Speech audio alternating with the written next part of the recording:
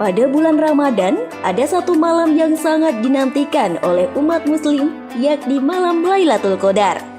Lailatul Qadar merupakan malam di mana ayat pertama dalam Al-Quran diturunkan kepada Rasulullah melalui malaikat Jibril. Dalam Islam, malam Lailatul Qadar juga diketahui sebagai malam yang penuh kemuliaan di 10 hari terakhir Ramadan. Lalu, bagaimana sebenarnya ciri-ciri malam Lailatul Qadar yang dapat dirasakan dan apakah malam Lailatul Qadar dapat diperkirakan datangnya? Berikut penjelasan dari Ustadz Syamsul Bahri Wironagoro. Apakah memang bisa di malam Lailatul Qadar itu bisa diperkirakan tepatnya datangnya kapan gitu? Mungkin ciri-cirinya seperti apa gitu? Baik, pertama tentang malam Lailatul Qadar. Sebenarnya apa sih kelebihan malam Lailatul Qadar? Dijelaskan sendiri dalam Al-Quran. Mengapa malam Lailatul Qadar itu penuh fadilah, unik, kemudian banyak diburu? Karena malam itu adalah malam diturunkannya Al-Quran. Sebagaimana kata Allah, Inna anzalnahu fi Lailatul Qadar. Sesungguhnya kami menurunkan Al-Quran pada malam Qadar. Kalau bicara tentang turunnya Al-Quran, berarti kita bicara dua hal. Al-Quran turun sekali dari Lauh Mahfuz ke langit dunia, itulah malam Lailatul Qadar. Lalu turun secara bertahap kepada Nabi, itu disebut Nuzulul Quran, 17 Ramadan. Tapi kapan Lailatul Qadar?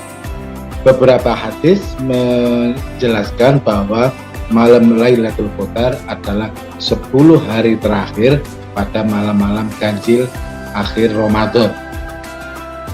Kemudian kalau ciri itu sulit sekali untuk kita membuat kepastian. Ada yang ulama mencirikan malamnya tenang, ada yang mengatakan malamnya ada angin sedikit, ada yang paginya sinar matahari cerah tapi agak lemah, tidak menyengat dan seterusnya. Tapi itu sulit sekali untuk membuktikan. Jadi itu malam yang rahasia di malam-malam ganjil 10 malam terakhir bulan Ramadan.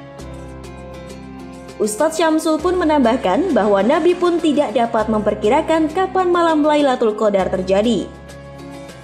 Tidak ada yang berani memastikan cirinya seperti ini.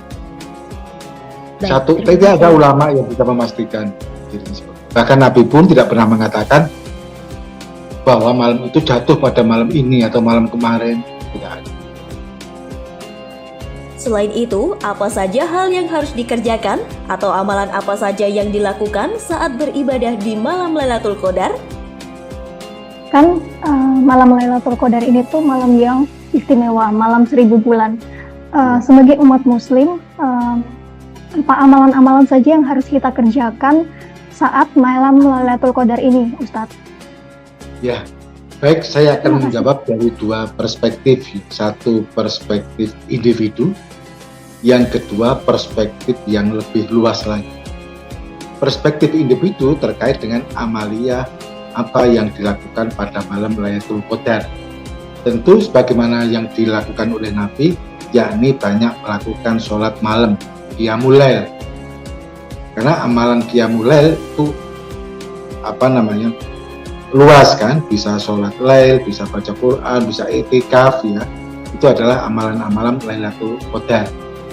Secara makro, Lailatul Qadar itu artinya sebuah malam di mana malam itu adalah malam perubahan. Semalam tapi dampak perubahannya melebihi 1000 bulan.